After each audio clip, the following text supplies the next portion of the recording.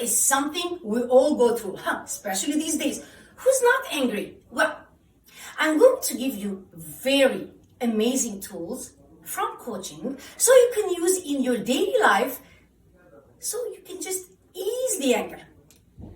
You know how I thought about this idea? The other day when I was just fixing all the decoration, I was on the second floor and I'm like, oh my God, I have to do vacuum. I'm sorry, I have the papers with me because I just don't want to say everything and get confused and forget something else. Well, back to the subject. The vacuum had, very short cord. So I had to go downstairs to bring another cord so that I would plug them together and use them. I went downstairs, I brought the electric cord, I went upstairs, and I started moving, and just pulling it. But it was stuck. I'm like, oh my God, it's not the time. After like 1 second, I thought to myself, you should relax, Natalie, go downstairs and check where the wire is. So I go downstairs. Of course, I'm angry. Even if I'm a coach, I still get angry, right? We all do.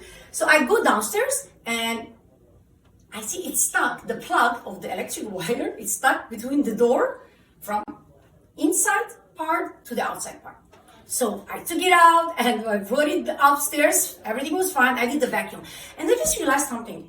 How many times I get angry at myself? And I thought that it would be amazing if I make this first episode from the new show that I will be doing it weekly for you guys.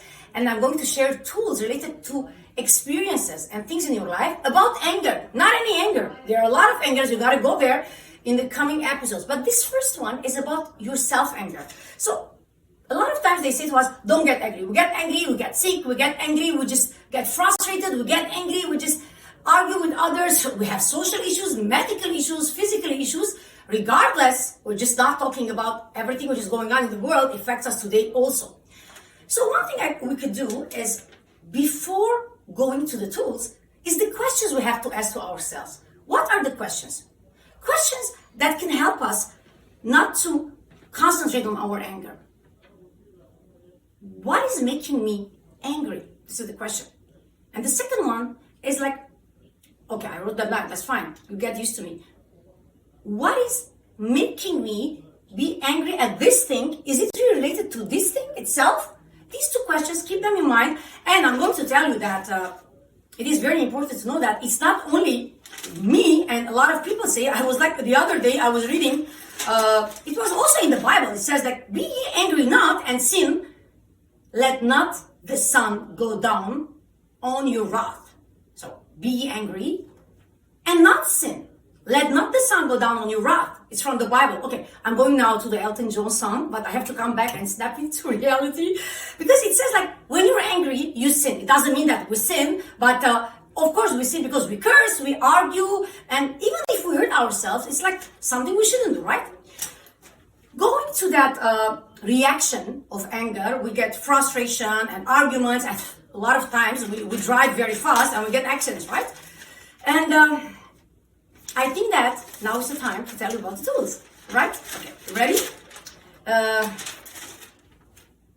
It is very important, tool number one, to know that, oh my God, me and the papers, go to the root of your anger. When you go to the root of your anger and you look for the reason and the cause, you just recognize your anger. And the confusion will disappear in your mind, and you think very clearly, and you will have awareness, self-awareness, which is a very important point in coaching yourself. You can coach yourself. I cannot tell you what to do, but I can help you see the tools that you can use in your daily life to depend on yourself and coach yourself, because you can do it. Believe in yourself. Don't ever forget, you'll do it. So number one, you go to the root, you recognize your anger, where it's coming from. Why? Because once you get to know the reason why you're angry, and it comes from yourself, it just disappears. Okay, it will not go away, but at least you will not be having this relationship with yourself in your subconscious mind and the super subconscious mind and your consciousness about this conflict. What is it about? And why am I angry at this thing? Why am I eating? Why am I arguing with others? You will not have it. So number one, you have to recognize the source of your anger. And second, you have to celebrate yourself. You say, no one is perfect. Look at me. No one is perfect, right? All of us. So once you remember that we're not perfect and you celebrate it with no denial of the fact that it's okay to make mistakes. It's okay to be angry at yourself, but also it's okay to accept that we have some faults in our life and it's okay to make mistakes. So when we do the mistake and you recognize, you celebrate, it's fine, even if I did a mistake. A lot of times I'm perfect. I'm amazing in other things. So do not permit yourself to be harsh on yourself. Don't judge yourself. Just embrace it. It's okay to be angry, but it's the denial. It's not angry to be angry. It takes you to a different level and you get frustrated. And it becomes a habit and you live your life in a place that it is perfectly fake and it becomes controlling your own mind. You'll get used to it all the time, all the time. You just deny the fact. So don't do that. And the third thing that I'm going to say, it is very funny. You have to welcome your own anger with humor. You can do that. Oh my God, I did a mistake. How did I forget it? Stupid me. I'm not telling you to tell to the world. I'm not telling you to go to the social media and just talk about it. No. Just between you and yourself. Just embrace it with a smile. Don't do it in front of others and don't tell people around you. Just between you and yourself. Unless you have the self-confidence to say to the world, that's better when you hear yourself talking about it and you joke about it. So the first one, recognition.